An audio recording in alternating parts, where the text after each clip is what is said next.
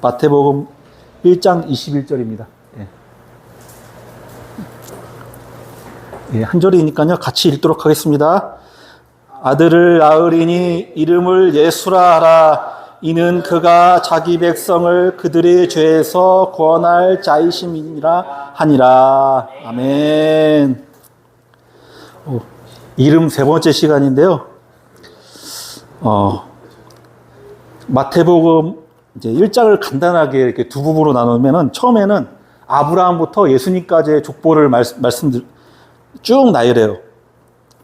이건 뭐냐면은 믿음의 조상 아브라함 때부터 그 아브라함의 언약이 다윗의 언약, 그리고 예수님까지, 결국 예수님을 통해서 모든 것이 다 이루어졌다 라는 것이 그 족보 안에 포함되어 있는 거예요. 그 내용이. 그리고 18절에서 25절은 예수님의 탄생 이야기이거든요. 간략하게 얘기하자면은 요셉과 마리아는 같은 다윗의 후손이에요. 먼 친척이죠. 근데 보통 이제 재산이 12지파가 있는데 재산이 나누어지지 않기 위해서는 그러니까 유다지파면 유다지파끼리 결혼하는 게 있었나 봐요. 왜냐하면 하나님이 주신 땅과 재산은 하나님께서 주신 거기 때문에 불가침 영역이야. 그래서 잃을 수가 없는 거예요. 하나님께서 주신 것을 잃은 것은 멍청한 짓이잖아요. 하나님께서 주신 건 무조건 사수해야 돼. 하나님께서 우리에게 이 땅을 주셨어. 나라가 지키기 귀찮아. 군대 가기 싫어. 하나님께서 주신 걸 다른 사람한테 줘요? 하나님께서 주셨는데, 하나님께서 에서에게 야곱에게 장자의 명분을 주셨지만은, 하나님께서 알아서 주시지만은, 에서는 그 장자의 명분을 없이 여기고 그냥 팥 한 그릇에 팔았잖아요. 우리의 분기, 하나님께서 주신 거는 절대 잃지 말아야 돼요. 최소한 그런 욕심이 있을 때 우리가 하나님께 받은 거는 무조건 지켜야 돼. 목숨 걸고 지켜야 돼. 그래서 군대를 가야 돼요. 하나님께서 주신 우리 한민족에게 주셨기 때문에 뭔 얘기하냐, 나 지금 이게 아닌데. 그래서 요셉과 마리아가 정혼 관계, 이제 결혼하기로 약속했어요. 이거는 우리나라에서는 결혼식 해도 이제 동사무소 가서 이제 도장을 찍어야만 이제 결혼이 법적으로 확립되지만, 유대 사회에서는 정혼만 해도 이거는 결혼한 부부 관계로 인정했나 봐요. 그러니까 결혼한 부부야. 요셉도 이제 서로 이제 살림을 합칠 것이라고 이제 기대하고 많은 기대를 했겠죠. 근데 마리아가 임신을 했다네? 요셉의 내용은 안 나오지만 만약에 제가 요셉이었으면은 그 아름다운 꿈과 그런 가정을 이룰 생각에 벅차 있었을 텐데, 임신했어? 전 되게 좌절하고 낭망하고 절망했을 것 같아요. 어떻게 보면 울었을 수도 있을 것 같아요. 하지만 요셉이 너무 착한 사람이어서 막 시끌벅적하게 이 여자 이런 사람이야, 나쁜 사람이야 이렇게 안 하고 조용히 그냥 관계를 끊고자 했어요. 하지만 조용히 한다고 해서 그 사람의 마음이 무너진 것은 보상이 안 되잖아요. 좌절과 낭망. 성경에는 나오지 않았지만 아마 되게 슬프고 아마 세상이 무너져도 내릴 것 같은 그런 마음이었을 거예요. 근데 하나님 천사가 딱 와가지고 오늘 본문에 말씀하시는 거예요. 아들을 낳으리니 이름을 예수라 하라. 이는 그가 자기 백성을 그들의 죄에서 구원할 자이심이라 아니라. 그러니까 마리아를 끊지 말고 데리고 오라는 거야. 너의 영역 안에 데리고 와라. 요셉은 다윗의 후손이기 때문에 하나님 말씀을 이루시기 위해서는 요셉의 이 품 안에 들어와야 돼요, 마리아가. 또 남자를 알지 못하는 자로서 마리아가 성령을 통해서 잉태했기 때문에 남자의 후손이 아니라 여인의 후손으로 또 임해야 돼요. 창세기에 보면 여자의 후손이 사단의 그 머리를 깬다고 했잖아요. 그게 다 이루어지려면 가정을 이루어야죠. 그래서 너무 심각하게 나가가지고 천주교에서는 마리아는 순결하고 성결하고 성모 마리아여야 돼. 그래서 예수님을 낳고서 절대 남자를 알지 못했다. 완전 무결하고 순결한 분이다 라고 얘기를 하는데, 요셉도 사람인데, 정상적인 사람인데 어떻게 아이를 안 낳겠어요? 성경에 보면은 야고보, 요셉, 시몬, 유다, 그리고 이름이 알려지지 않는 누이가 있는데 예수님 빼고 최소 5명 이상, 5명 이상을 낳았다고 해요. 성경에 나오지 않았지만 더 나을 수도 있고. 그 예수님의 형제 중에 가장 유명한 사람이 야고보서를 쓴 사람. 처음에 야고보도 자기 형이 하나님의 아들이라니까 믿질 않았어. 뭔 하나님의 아들이야. 내가 마리아에게 태어난 걸 봤는데, 보진 않았겠구나. 하여튼간에 어머니 같은 가족끼리 있었잖아요. 그 바운드리 안에. 야고보가 믿지 않았는데 나중에 믿게 돼요. 오히려 더 이제 야고보서를 쓰는 데까지 이르죠.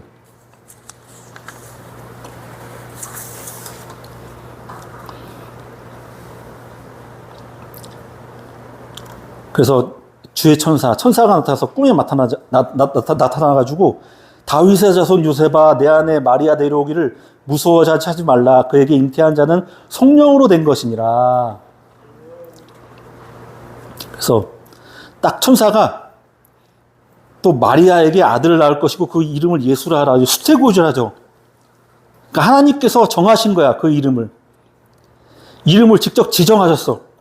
보통 부모가 자식의 이름을 짓잖아요. 근데 여기서 하나님께서 천사를 통해서 이름을 고지해요. 수태고지.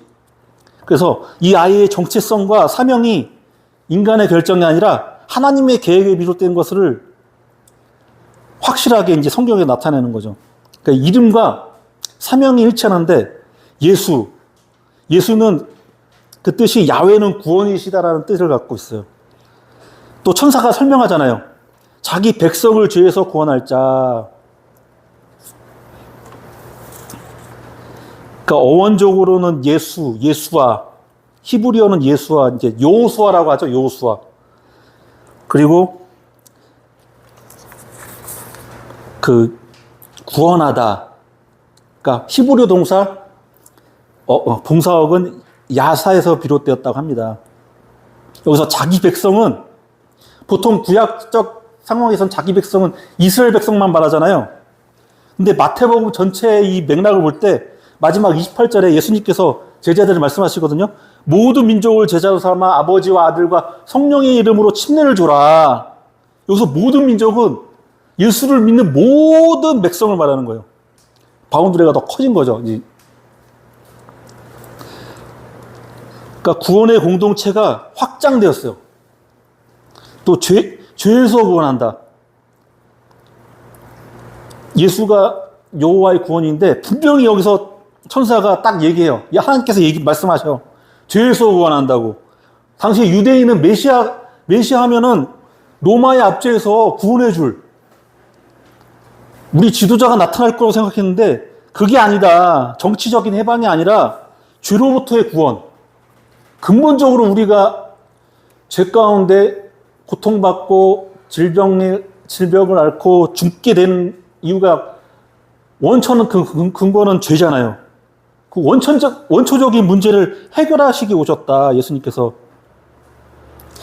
마태복음이 처음부터 예수님의 그 사명, 그 이름 안에 집어넣었어요. 죄로부터의 구원을 위해서 하나님의 아들 예수님께서 오셨다. 마태는 이사야 7장 14절의 예언, 그러므로 주께서 친히 징조를 너희에게 주실 것이라. 우리가 만들어낸 게 아니라 하나님께서 주신대. 하나님께서 분명히 말했어요. 주셔. 우리는 그냥 믿고 받아들이기만 하면 돼. 보라, 처녀가 잉태하여 아들을 낳을 것이요 그 이름을 임마누엘이라 하리라. 임마누엘은 여러분 다 아시잖아요. 하나님이 우리와 함께 하시다. 그러니까 하나님은 막 멀리서 구말리 장천 멀리서 어떻게 행동하나, 나한테 죄 짓나 죄 안 짓나 막 쌍안경 끼고서 바라보고 지켜보는 게 아니라 우리와 함께 하신다니까요. 우리의 사정을 모르시는 분이 아니야. 속속들이 다 아시고 같이 슬퍼하시고 같이 공감해 주시고 심지어 구원하시기 위해서 직접 하나님의 아들 예수님께서 이 땅에 성육신, 인카네이션, 사람의 몸을 입고서 오셨어요. 그리고 인간의 죄를 인간이 담당해야 되는데 그 죄를 인간 대신 성육신하신 예수님께서 다 감당하셔가지고 우리의 죄를 짊어지고 가는 어린 양 되셨어요. 예수님께서. 그러니까 임마누엘, 하나님이 우리와 함께 계시다. 그 구원자가 우리와 함께 계셔. 야훼는 우리와 함께 계신다. 그러니까 우리를 구원해 주시는 분이죠. 예수님은 우리를 구원하시기 위해 오신 거예요. 우리를 괴롭히기 위해 오신 것이 아니라 우리를 행복하게 하기 위해서, 웃게 하기 위해서, 이삭처럼. 그래서 요셉은 잠에서 깨어가지고 천사의 말대로 마리아를 데려오고 그 예수님이 태어나자마자 이름을 예수라고 짓게 되는데 요셉은 순종함으로 말미암아서 이 아이가 예수라는 그 하나님의 아들이 법적으로 다윗 가문에 받아들여지는 역할을 하는 거예요. 참 신기한 게 우리가 예수 그리스도를 통해서 우리가 이 죄인된 우리가 예수님의 보혈로 죄가 덮여지고 하나님의 자녀로 입양됐잖아요. 근데 예수님이 그 전능하시고 거룩하신 예수님께서 다윗의 집안으로 입양되셨어. 되게 지금 아이러니한 상황인데. 네. 그래서 아까 아브라함과 다윗과 이렇게 족보가 내려오는 게 그냥 족보를 나열하는 게 다윗의 후손이고 아브라함의 그런 언약이 예수님 통해서 이루어진다는 것을 우리에게 알려주기 위해서 그 내용이 내포되는 거죠. 예. 그러니까 예수님의 정체성은 다윗의 후손이자 동시에 하나님의 아들이고 예수님의 사명은 죄로부터 우리를 구원하시기 위해서 오셨고 그 예수님의 본질은 임마누엘, 하나님께서 우리와 함께 하신다는 걸 알려주시는 분이에요. 예수님은. 또 우리 예수님은 예수 그리스도라고 불리잖아요. 그리스도가 히브리어로 그리스도고 메시아가 그리스어인데 기름 부은 자라는 뜻이에요. 구약에서 기름 부은 자는 구원 받는 자는 왕과 제사장과 선지자에게만 기름 부음 받거든요. 예수님께서 약속된 구원자이자 왕이자 또 선지자이자 큰 대제사장으로 오셨다는 것을 우리가 알 수가 있어요. 이제 월드컵이 한 장인데 그 리오넬 메시라고 아르헨티나에 되게 유명한 축구 선수가 있잖아요. 저도 어제 알게 됐는데 메시라고 이름을 지은 게 어머니가 크리스찬인가 아마 천주교인인가 봐요. 자세히 잘 모르겠는데 그 메시아에서 아자를 빼가지고 이름을 메시라고 지었대요. 되게 재밌더라고요. 어떻게 보면 그 메시가 그 아르헨티나 축구를 우승으로 이끌었잖아요. 예? 이름대로 됐어. 예. 그 동영상 보니까 메시가 지나가니까 그 후배들이 딱 이렇게 홍해 갈라지듯이 딱 갈라지면서 쭉 들어가더라고요. 마치 이게 지도자 우두머리처럼 그냥 이름대로 된 것 같습니다.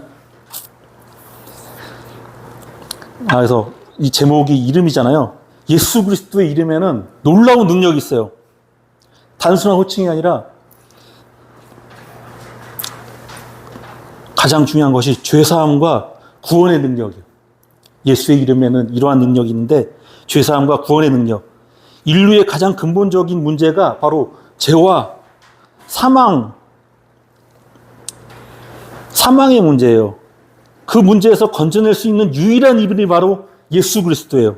사도행전 4장 12절에 다른 이로서 구원을 받을 수 없나니 천하 인간이 이 이름 외에는 구원을 얻을 만한 다른 이름을 우리에게 주신 일이 없습니다. 또 예수님의 이름에는 또 모든 만물이 무릎을 꿇게 하는 최고 권위의 모든 이름 위에 뛰어난 이름이라고 하셨어요. 하나님께서 부활하신 예수님께서 하늘과 땅의 모든 것을 주시고 그 이름 앞에 모든 피조물이 복종하게 하셨어요. 빌립보서 2장 9절에서 11절에 하나님이 예수께 빌립보서 2장 9절에서 11절에 이러므로 하나님이 그를 지극히 높여 모든 이름 위에 뛰어난 이름을 주사 하늘에 있는 자들과 땅에 있는 자들과 땅 아래에 있는 자들도 모든 무릎을 예수의 이름에 꿇게 하시고 모든 입으로 예수의 그리스도를 주라 시인하여 하나님 아버지께 영광을 돌리게 하셨느니라. 예수 믿지 않는 자들이 예수님을 만나게 됐는데 난 예수의 권위에 무릎 꿇지 않을 거야 라고 하는 사람이 있을 수가 있겠죠. 근데 사람이 두려운 존재를 만날 때는 자기도 모르게 이렇게 무릎에 힘이 빠지면서 꼬꾸라지잖아요. 실제로 그런 일이 성경에 있었어요. 예수님이 나타나자 죽은 듯이 그냥 꼬꾸라져. 무릎 꿇지 않을래야 꿇지 않을래야 하여튼 꿇는다는 얘기죠. 예. 꿇지 않겠다고 고집 부린 자는 그냥 자지로 넘어지는 거예요. 예수님이 어떠한 분이시냐? 사내립이 예루살렘을 둘러싸가지고 아예 굶어 죽이려고 했어요. 성을 치지도 않아. 그냥 음식 못 들어가게 그냥 둘러쳤어. 그래서 히스기야가 하나님께 기도하니까 하나님의 사자가 예수님인 것 같아. 예수님이 아수르의 군대를 18만 5천 명을 그냥 그 자리에서 몰살시키셨어. 그러한 힘이 있고 능력이 있는 분이 바로 예수님이세요. 이런 예수님인데 무릎을 안 꿇는다? 안 꿇을 수가 없어. 그냥 자지러질 수밖에, 그냥 오줌 쌀 수밖에 없는, 막 무서운 존재를 만나면 그 영상 보니까 막 개장수가 이렇게 갇힌 개를 이렇게 인사하는데 개가 막 그 사람 알지도 못하거든요? 근데 그 개장수에게 느끼는 그런 아우라랑 냄새가 있는지 막 오줌하고 똥을 막 싸더라고요. 이유는 모르겠어. 하나님이 아주 예수님께 개길 수가 없다. 그래서 우리 사회생활의 가장 첫 번째 1순위가 누가 가장 그 조직에 힘이 센가, 가장 강한가, 그 줄에 서야 돼요. 우리는 가장 강한 분, 예수님께 줄을 서야 돼.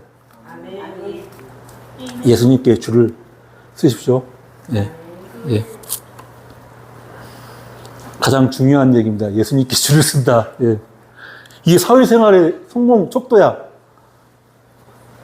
최시용 목사님 저보다 오래 사셨는데 제 말이 맞나요? 안 맞나요? 맞습니다. 사회생활에 가장 강한 사람은 줄을 서야 나중에 그 사람이 잘 되면 같이 이렇게 라인이라고 해가지고 물론 뭐 실력과 공정과 그런 것도 있지만 알게 모르게 이게 인맥도 무시 못해요. 예를 들어서 만약에 제가 사장이라고 쳐요. 사장은 아닌데 사장이라고 쳐. 근데 알바를 2명 뽑는데 근데 우연찮게 진짜 이럴 일이 없어. 기적적으로 형준이랑 또 형준이보다 좀 능력이 또 있는 것 같아. 잘생기고. 근데 2명이 왔어. 근데 형준이가 몰랐으면 아마 그 친구를 뽑았을 텐데 아무래도 안면이 있다 보니까 안 뽑을 수 없어. 그래서 이게 안다는 게 이게 무서운 거예요. 뭐 인맥, 축구, 뭐다. 오늘 축구 떨어진 거 아시죠? 너무 좌절하고 낭망하지 마시고. 또 월드컵에 진출도 못한 나라도 있는데 그래도 진출해서 저복이라도 했으니까 그 긍정적인 모습을 보자고요. 예. 중요한 건 이게 아니고 바로 예수님의 이름에는 귀신을 쫓는 권세가 있어요. 귀신을. 연적 전쟁에서 이미 흑암의 권세를 꺾으셨어요. 십자가에 달리셨고 부활하시고 나면 사탄의 머리를 깨트리셨어요. 머리가 깨진 사탄을 못 이기겠어요? 이기겠어요? 예수 이름으로. 예, 그렇죠. 그래서 그 이름, 예수님의 이름을 믿음으로 선포할 때 영적인 어둠과 결박이 떠나가는 권세가 나타난대요. 저도 막 어제 막 되게 금요일 날 뭔가 답답하고 뭔가 막 말할 수 없는 막 이게 짜증이 나고 막 그랬는데 금요철야 때 이렇게 기도하고 나와서 이렇게 기도하니까 집에 가는데 이유는 모르겠어. 그냥 상쾌해 마음이. 네, 그런 역사가 일어나더라고요.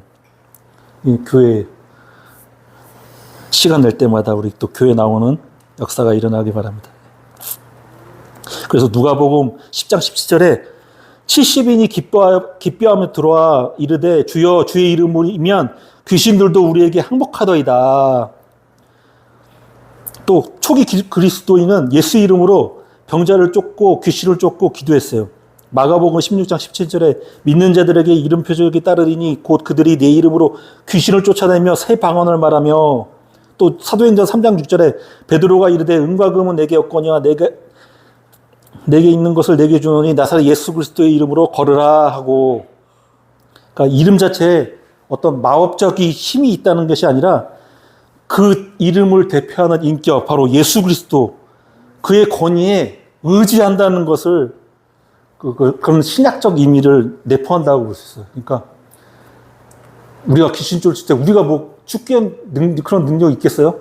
근데 예수님의 이름에 의지하여 담대하게 귀신아 물러가라 예수 이름으로 이렇게 선포하는 거죠.